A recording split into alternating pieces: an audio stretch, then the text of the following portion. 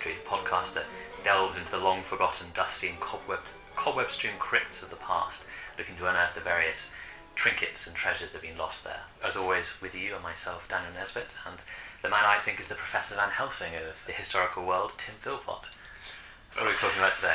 Well, today's episode is going to be on two, as your introduction implied, two mysterious figures, or mysterious stories, I suppose, from both of which were created in the 19th century, but come from, should we say, folklore and the past, and so on, popular folklore, to become almost legends in our own time. So many books and novels and films and, well, all kinds of media created about the two stories we're going to be talking about today. Mm-hmm. And of course, most interestingly of all is that they were kind of conceived on the same stormy night. Yeah, absolutely. Yeah. We're talking here, of course, about Frankenstein and the vampire myths, aren't we? Yeah. Well, I was going to build up to a great reveal, but okay, yeah, sure. Well, no, that's what we're talking about. Yeah. So the year we're looking at to begin with is 1816, commonly often known as the Year of No Summer, which we'll come back to in a moment. And zooming more further into it, we're looking at five particular people. Yeah. Well, I mean, the one everyone will know is Byron. So that's Lord Byron.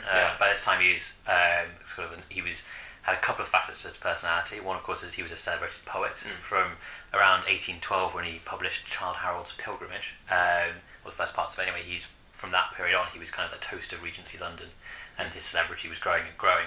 But along with it, you had this other, more dark aspect of it, which he was also quite well known as a scandalous, debt-ridden character.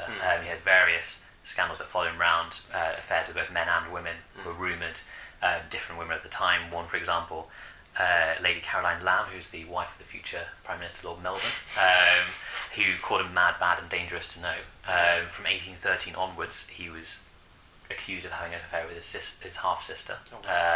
And this rumour sort of followed him around and wouldn't let him go. One of the reasons he decided to marry in the end. He was at this point married. Well, he wasn't married at this point, but he married a lady called Annabella Milbank, who was actually the cousin of Lady Caroline Lamb. They had one child, Ada, but they separated in 1816, so just prior to the events we're talking about. Partially because of his debts, partially because of his affairs. Oh, see, so this is why. So he was trying to basically. I feel like Byron is the ringleader of this, like, gang of five. He's kind of. I think he's in some ways a shining light of it. Yeah. And I think he very much left Britain because of his debts. He basically pursued out of the country by debt and scandal. And brought these people with him, essentially. He brought one man with him, and that was Polidori, which is he was Byron's physician, John William Polidori. His doctor, I assume. He was just to translate. He was a guy who's basically making sure that Byron didn't die. That's dumbing it down. Make sure. Polidori, he was relatively young at this time. He was the son of an English. He's half Italian, son of an English governess, and Italian emigre. This is Polidori. Polidori, yeah. Sorry. One interesting thing about him is his sister was married to a man called Gabriel Rossetti, and from this marriage came a rather talented group of children, one of whom was Dante Gabriel Rossetti, who is the pre-Raphaelite artist. Yes, There's quite a few of his stuff in the Tate Britain. Yeah, absolutely.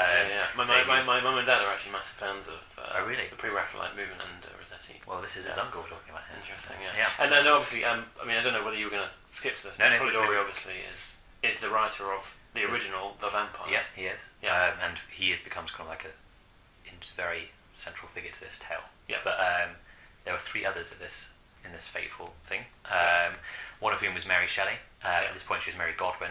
She's daughter of Mary Wollstonecraft and William Godwin, who were both political philosophers, I think you could call them, and writers. Wollstonecraft sort of famously wrote on. It's sort of. I hesitate to say feminist, but very early sort of proto-feminist type writer on the rights of. I mean, she defended during the French Revolution. She wrote on the rights of man, but also on the rights of women as well, in the sense that they should be equal to men. I think kind of aptly for, even though she died quite early into her daughter's life, quite aptly, Mary Shelley, or Godwin as she was then, was for the time very well educated. She had a governess, she had a tutor, and her father, who was a well-read man, encouraged her as well. She was briefly at the boarding school. I think, she was well educated. She was quite an inquiring mind already, and it's because of this sort of. Her father was a political philosopher who had a circle of admirers and supporters, and then one of these people was Percy Shelley, another sort of arm of this group we're going to be talking about today. Percy Shelley and Mary met in around 1814. They first thought to have met. Right. Kind of morbidly, they began to meet in secret next to her mother's grave, and this is where kind of their romance kind of started to flourish and blossom. One drawback to this burgeoning romance is that Percy Shelley was already married. He was married to Harriet Westbrook, who he married pretty soon after being expelled from Oxford. This is almost like a sort of this episode was almost like a bit of a made in Chelsea for the 19th century. A little bit. It does actually. Trust me, it gets more like that as we get into it. So the pair of them had this romance going on. He was married, and it got to the point where they actually eloped to Switzerland on a journey they took. Is that this? This isn't. Okay. No, this is previous to it. So this is a couple of years beforehand. Yeah. They eloped, went to Switzerland. They took Mary's stepsister Claire Clairmont with them purely because she spoke French, and so they could help. They kind of had this sort of whimsical journey across to Switzerland, reading stuff like Shakespeare and Rousseau to each other aloud. So in a world alone. But then their money ran out, so they had to come back.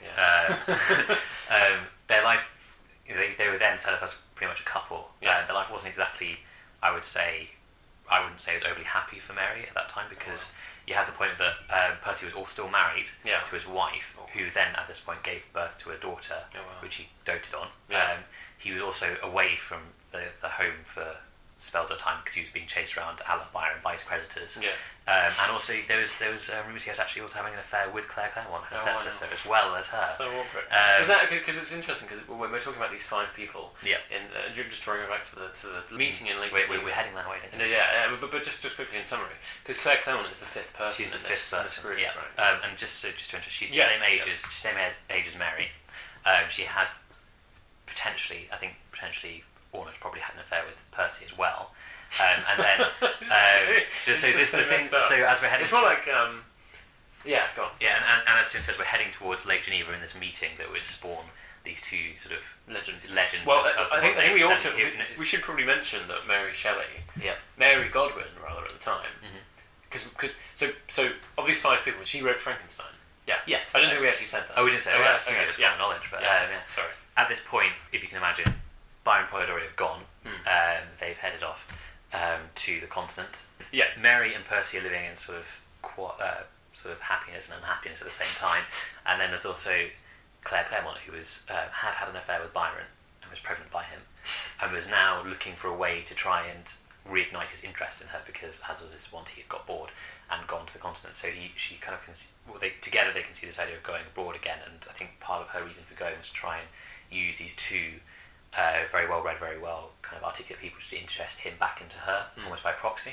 So they 3 of them headed off into the continent as well. Eventually, one of which she had already had an affair, supposedly already had an affair with. Or was supposedly right. It's very made in Chelsea, the whole thing.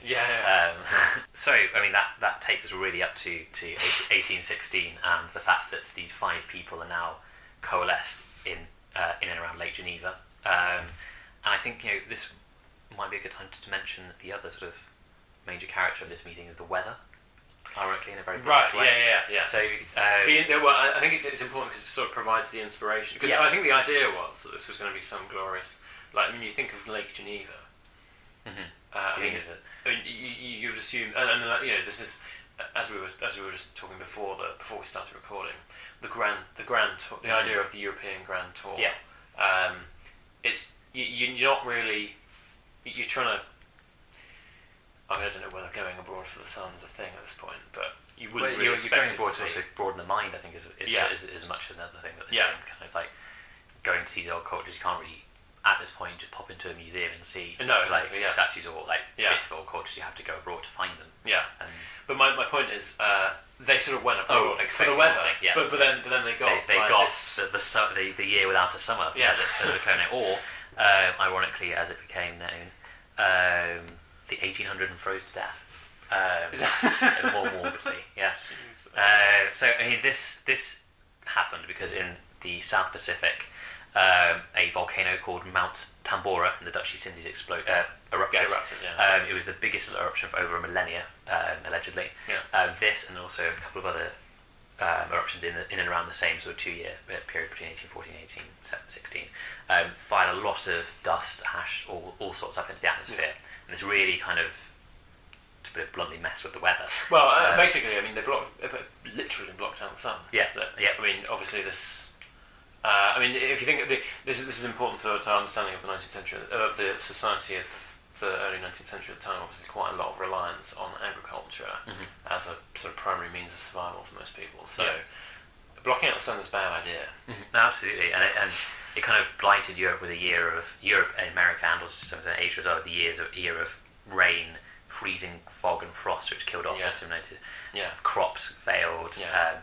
It was pretty dark, gloomy. No one knew what to do with themselves, really. Well, this is what I found quite interesting, is that as I said again before we started recording, I was looking around for the adjoining revolution or uprising that usually accompanies this kind of thing, because it causes absolute devastation usually, and then there'll be some kind of. I mean, it happened in the French Revolution. Happened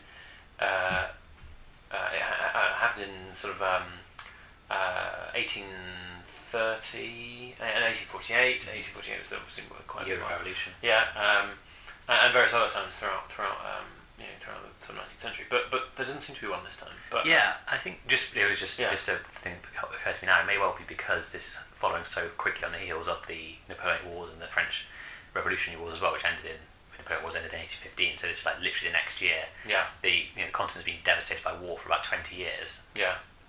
I don't think there's. I mean, there's obviously a lot of people there, but a lot of people of kind of fighting age, people who may well be usually looking to be rioting, rebelling, are dead or just sick of fighting. Yeah. So I mean, that may well be partially why there was no revolution, because we've had this in most countries been affected by the wars for about 10-15 years at least. So maybe that was one of the reasons why there wasn't one. Yeah. I suppose we can't. I mean, without further looking, I suppose. No, we can only speculate. Yeah, exactly. I think maybe we can. We'll add this to the notes if we find the notes on the show page. Go on. Sorry, where were we then? We are with Byron, Mary and Percy, the Shelleys, Polidori and Claire Claremont. Yeah. In this villa, the Villa Diodati on Lake Geneva. Yeah. It's not the usual serene, sunny, amazing spectacle that you hope for when you go to Lake Geneva. It's dark, gloomy, rainy. Yeah. And partially maybe because of this, they're looking through the library in the villa. They're looking around. They find various tales. They start looking around for sort of tales that potentially reflect the mood, reflect the weather. Yeah. And they stumble. Well, I imagine I was sort of thinking maybe they were just bored. Like maybe they absolutely were. They were trapped in the house. So they sort of frightened themselves. To feel this excitement. Yeah, and they come across in the library this collection of. It's a French collection of German folk tales. Yeah. Called. It's got an amazing name, the Phantasmagoriana. Oh yeah. And this is a collection of stories with brilliant names like Family Portrait, The Death Bride, and The Grey Chamber. And so they read these to each other, and over the course of reading and after they read them, I think it's Byron actually comes up with the idea that they will write their own stories and compete to see who can make the scariest and the best one. Yeah. And so the next few evenings they take it in turns to prepare these stories and write them. And I think it's important to say I don't think that all five actually wrote stories at this time. And in her preface to Frankenstein, Mary Shelley wrote that two other friends and myself agreed to each write a story founded on some supernatural occurrence. So I think that shows that, well, clearly we have records of Byron, Mary Shelley and Percy Shelley all writing the stories. So I don't think at this point that Polidori and Claire Claremont actually wrote, but the three of them definitely did. So it's almost like Polidori, who obviously wrote The Vampyre, just to recap, he might have been inspired by this point, but he didn't actually write anything. Yes, I think so, yeah. I mean, at least he didn't make it public to the group that he was writing anything. Yeah. Whereas Mary Shelley, obviously, I think when I read about it, she felt like she was under pressure. Like she was actually under pressure. She seemed out of the three of them, and she had like a nightmare with her. Yeah, and she had like a nightmare, which obviously resulted in, well, theoretically, perhaps resulted in this. It was a catalyst behind Frankenstein. Yeah. But so do you want to quickly talk about Frankenstein? The tale that Mary concocted. Yeah, I mean, if you're not, I mean, you might want to sort of just to sort of pitch in whatever, but I mean, if you haven't read Frankenstein is quite you should be quite well known. essentially Dr. Frankenstein. Spoiler alert. Yeah, spoiler alert. Yeah. Actually, I think it should be a spoiler alert because if you haven't read Frankenstein, probably don't listen to this podcast just yet. Go away, read it, and come back. Yeah. Well, and if you can't be asked to read it, then I'm going to summarise it for you. Anyway, so Dr. Frankenstein is essentially, I mean, in a very pithily, essentially about a guy who's sort of how to put it into context. Essentially, the basic story is that he puts a creature together out of essentially bits of essentially, I assume, corpses, although it's not actually explicitly mentioned. I think to save the sensibilities of the people. Yeah, perhaps. Yeah. I think in the original version, perhaps they were a bit more graphic because there's like a censored edition and the 1818 original. Too hot to handle. Yeah, exactly. And it's sort of talking about what they call at the time was called galvanizing, which is essentially using electricity to stimulate the muscles of the body, and via this method. Essentially, Dr. Frankenstein brings his creature to life.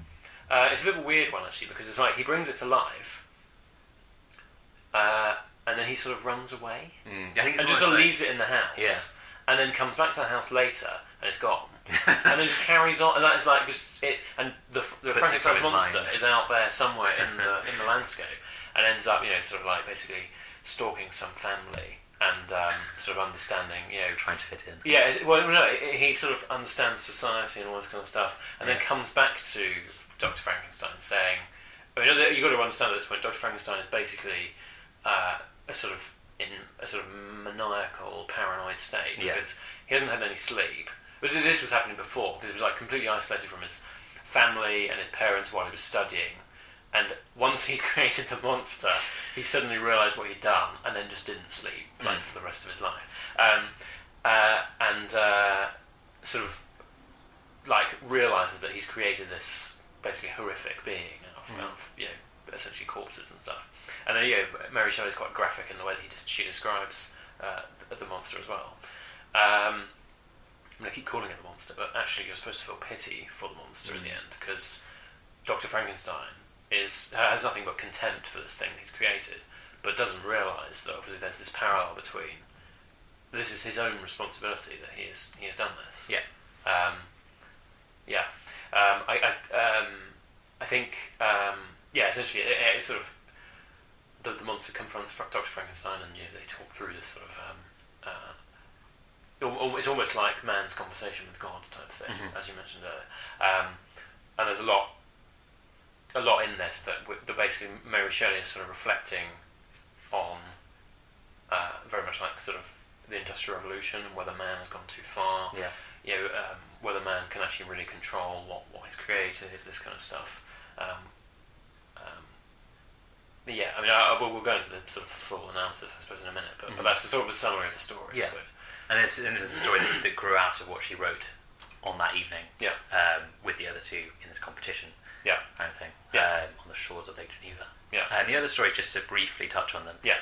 So when I was looking, I didn't really find too much about what Percy Shelley's was actually about. It's just called a fragment of a ghost story, and I couldn't really find too many plot details or anything like that about it. But Byron's, there is a couple. It's called a fragment of a novel, or just a fragment. It was never finished, but it's about a man called Augustin Darville, who travels into the east with an elderly companion, elderly man. Darville dies, and he is buried in Turkey. But before he dies, he swears the man not to tell anyone about the fact that he's died. His companion. He's told, don't tell anyone that I've died. And then that's roughly where the kind of writing bit ends. There's a bit more into it, but we won't go into that. But the leftover details apparently that he would eventually come back in sort of a vampiric guise. And this is what Polidori said anyway after the event. So I mean, they're the other two briefly that were written at that time. But I think the other novel that really grew out of it and then became its own thing and has had an impact is called The Vampyre, which was by Polidori. So after the 1816, he did begin writing sort of more in earnest. Yeah. He moved on from just being a physician to as well being a writer. I think Just maybe, being a physician, well, just after all this time learning and helping people, he's just up to it. He was. I don't know medicine. You don't know medicine's like at the time. I presume there wasn't like a medicine wasn't what it is now. No, it wasn't like sort of like multiple courses and 7-year university. Well, he went to university in Edinburgh. He started to train there, and he went. So he did go through training. So he didn't just get unleashed on the street a bag of swords and stuff. But no, of course, of course. But I mean, what I'm saying is, it's not like it wasn't as rigorous. I mean, we don't. I don't know, but like basically, it wasn't like sort of trying to deal with the whole NHS waiting list and anything. No, he was much more of a private doctor. So I mean, I think. Well, if he had time to just go off to Lake Geneva with Byron. I suppose that is. Well, I mean, that was his job. He wasn't just on holiday. But basically, after being around, I think he had literally kind of pretensions beforehand. He came from this family of his father was a writer, a philosopher, and his mother was a governor, so she was educated as well. Yeah. Obviously, his brother-in-law Gabriel Rossetti was he wrote, he was an Italian emigrant, so he was around these writers, and then also he was in this point where he was around Byron and around the Shelleys, so I think this grew into the fact that he wanted to become a writer in many ways as well. Even if he had obviously gone off the family track, he was brought back to it by his sort of exactly. And after post 1816 and beyond, he did publish a couple of plays, one Boudica, and then in 1819 he published a novella called The Vampyre. Interestingly, it's spelled Vampyre, opposed to the IRE, which we now commonly use. But the plot is kind of, you can see it is based on, in some ways, Byron's fragment. Because again, it's about this. It's about a man called Lord Ruthven. He's suave, aristocratic, well spoken. He is a well-to-do chap. But again, he has a steely glare. And he goes off with this companion, and they go off. There's various other things happen, but the crux of the thing is he goes off with his companion. They're attacked by bandits, I think, and he is mortally wounded. He swears. He says to the commander he has to swear not to tell anyone that Ruthven has passed away for a year and a day. But when the companion comes back to London, he finds Lord Ruthven alive and well, seemingly, and sort of in the picture of health. As much as from the details of the story, as much as Lord Ruthven never was. And so pallid complexion. But much better looking, better than the corpse he is. So the story goes on, and things happen, and blah blah. But the crux of the matter is that Lord Ruthven leaves a young woman drained of blood and dead. I think he does he not do this? Throughout he does this multiple times. He does it multiple times, right. and what also becomes apparent throughout it is that anyone who gets close to him, their sort of vigor and vitality is slowly drained away from them, and misfortune will befall them, and Ruthven will continue on, which is kind of like already with this. Obviously he is the vampire of the title, but I think from that description, he is kind of like what we now think of as sort of the archetypal vampire in our own society now. The story, when it was published, it did create kind of something of a vampire mania. Other people like Alexandre Dumas and other writers in Europe actually published their own vampire tales. In The Count of Monte Cristo, Lord Ruthven is glancingly mentioned as a character. Such and such is known as intimately acquainted with Lord Ruthven. So I mean, like, even though he's not a main character now, you can tell like. It's a sort of like reference to the reference to the fact that there is, or the reference to the fact that this is in the mindset of the people there. At the time when it was published, a lot of people actually thought Byron had written it. It took. I imagine that probably helped its credibility. I think so. In some ways, it probably did. I mean, at the very least, it helped his notoriety. His own notoriety. Or especially the book's notoriety as well, because like there's a scandal around it. So who actually wrote it, kind of thing. So people talking about it. What you were saying about Poe Diary potentially basing the vampire actually on Byron himself. And then that's another thing. Like, so Byron and Poe Diary both strongly deny that Byron wrote the novel. And then the other thing is, people started to think that actually the vampire, Lord Ruthven, in it was pretty much based on Byron's conduct, and as you were saying earlier, the fact that he went basically around scandalising society, draining the blood of innocent women. Kind of like, or at least drain their innocence from them. Exactly. Like and essentially, sort of. aristocratic, society man. Yeah, and one of the reasons this book is so important for the future of vampires, if to put it a bit glibly, is that this is the first real appearance of an aristocratic, well-to-do, well-spoken vampire. Yeah, it's like the personification. Exactly. Of yeah, I mean, if you described Lord Ruthven, you would, without saying it's Lord Ruthven, you'd also be thinking of Dracula. Yeah, the most famous of all vampires. Yeah. Before this, there were various folk tales that kind of conjured up in people's minds ideas of what a vampire might be. So, for example, in Romania and Eastern Europe, you had things called strigois, which were kind of demonic creatures almost to look at, the way they're depicted. Strigoi is related to the Romanian word strigo, which means to scream. And they were kind of these sort of presences of recently deceased people that return from the grave and then slowly drain those close to them of their youth and vitality. But the way they were depicted in the way other sort of creatures were depicted was kind of wild beasts almost, but not as in like a Lord Ruthven type. And this is the first one that really really did that for people. And it was a big success at the time. Created the archetype really. And when it came to Bram Stoker writing Dracula a bit later on, he did take sort of inspiration from this, from Lord Ruthven, from Romanian folk tales and other folk tales of these blood-sucking creatures, and also obviously from Vlad the Impaler, Tepesh as he was called, in Romania, to base his character on. Whose castle have you gone to see? Or is that allegedly. It's one of those things that, I mean... It's like they built a Disney castle and then... Kind of, yeah. So, I mean, just to fill listeners in, myself and my girlfriend, who has a Romanian family, we went to Romania earlier in the year. We went to what is reputedly called Dracula's Castle. It's a very good PR thing because it has nothing to do with Dracula or Vlad the Impaler. It's got a very interesting history. It's called Brown Castle. Look it up. It's very interesting, but it's nothing to do with Dracula. It looks very atmospheric, though. It's well worth a visit, but don't expect to find anything much to do with Dracula there. Vampiric, yeah, exactly. And so this is where, from this meeting, we've now got two massive creations. I feel like in a way, Polidori's Vampire and Mary Shelley's obviously Frankenstein. The modern Prometheus. Frankenstein and colon, the modern Prometheus. They have. I mean, whereas Polydorus is very much like it became the legend.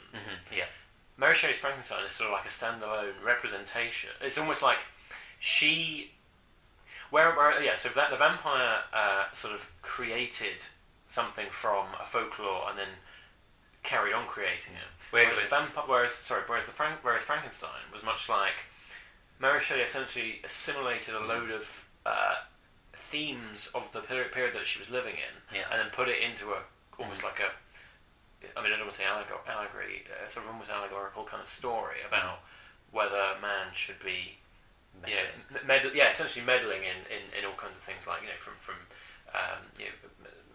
essentially all kinds of industrial revolutionary, the things that were going on at the time. So but even in a very sort of a loose sense, like overthrowing established political orders, that kind of thing. I mean, it's interesting. Also interesting how we if you say Frankenstein to people, they will immediately think of the monster, the creation, and very much of Mary Shelley's book. But if you say Lord Ruthven to people, most people have no idea who he is. So it's kind of like interesting, isn't it? Mary Shelley's Frankenstein created this sort of this ethos and this myth, this big thing around it. And it's still very well known today. Whereas Lord Ruthven the Vampire created this huge craze and then was almost obscured by that craze itself. So the vampire created a craze, whereas Frankenstein was almost like the pin, like the end of confluence of a lot of different things feeding into it.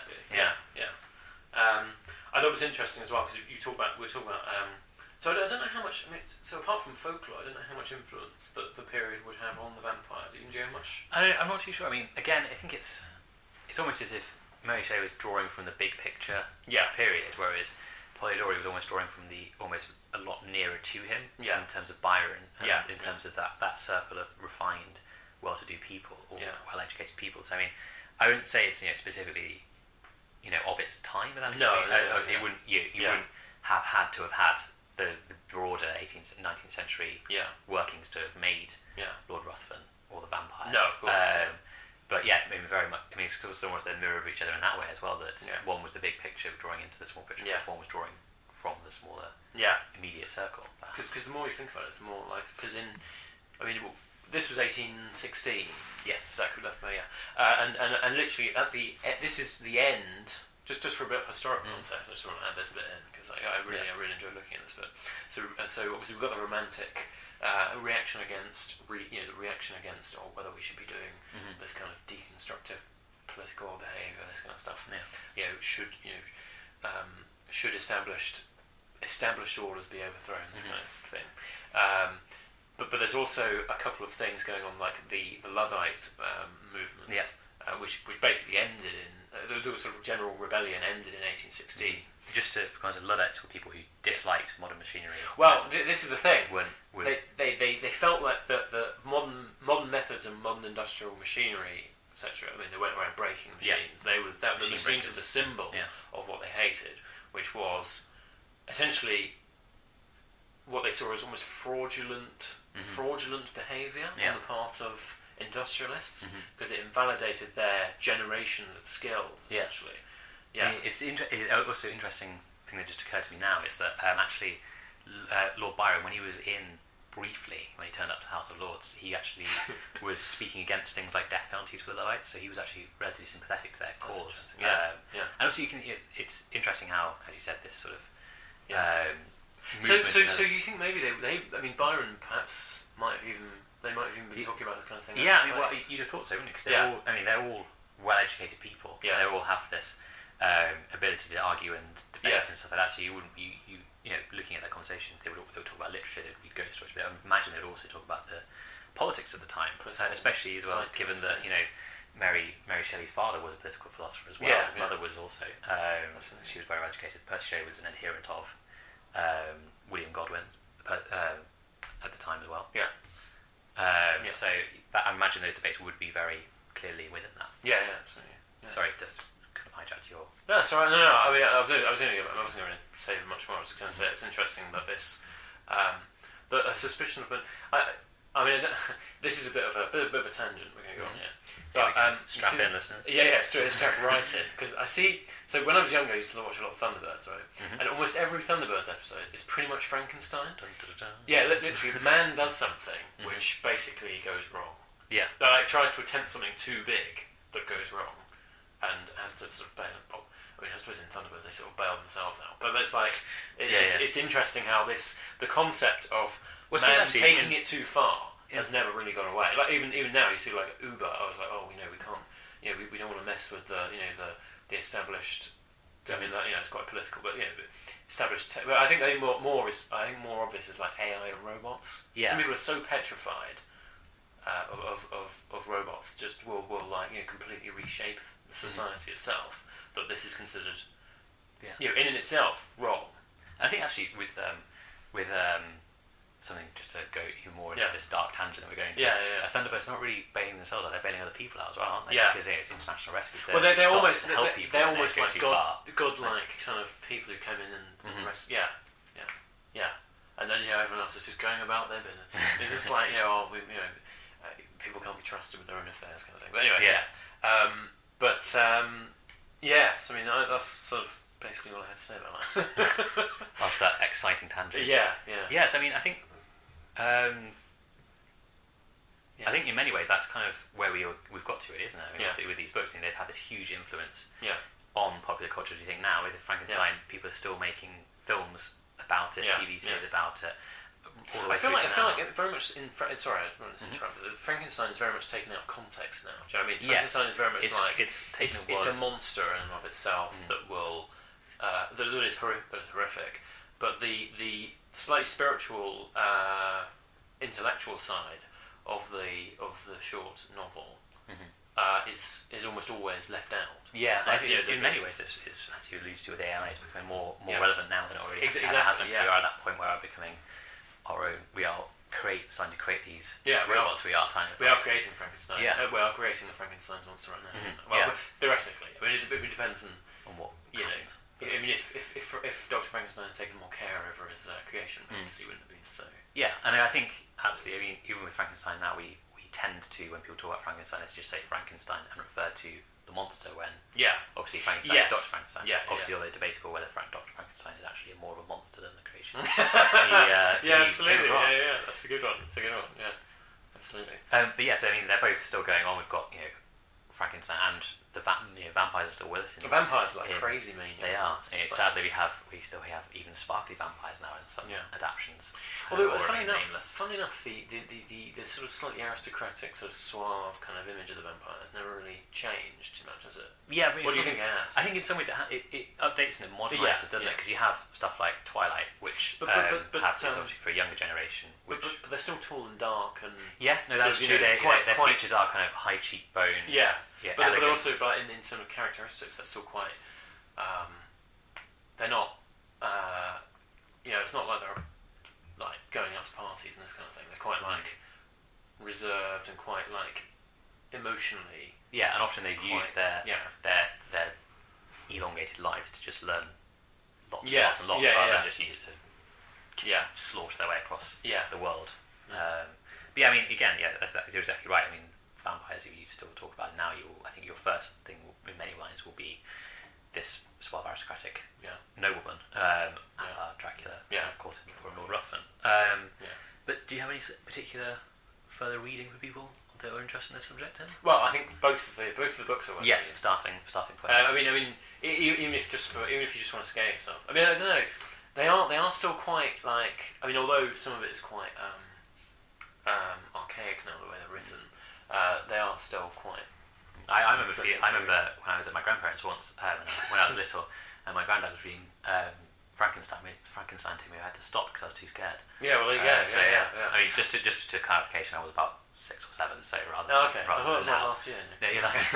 Please, Granddad, stop. I'm not going to be able to sleep. Although I would like to also put forward, before that, I did manage to get through the whole of Dracula without being too scared by it. Congratulations. Yeah, so I think that was a gold star to me. You did really. well. Yeah. I think. Let me think.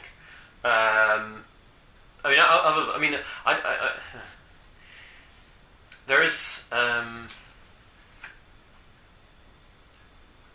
There's a couple of different ways. Obviously, as you've alluded to, there's the original novels themselves, Frankenstein, the Vampire, also Dracula as well. Because that now is probably the seminal vampire text. It is, isn't it? It's kind of superseded the Vampire. But you can see the influences from it within it. Also, both Mary Shelley's journals from 1840 away to 1844 are available and published.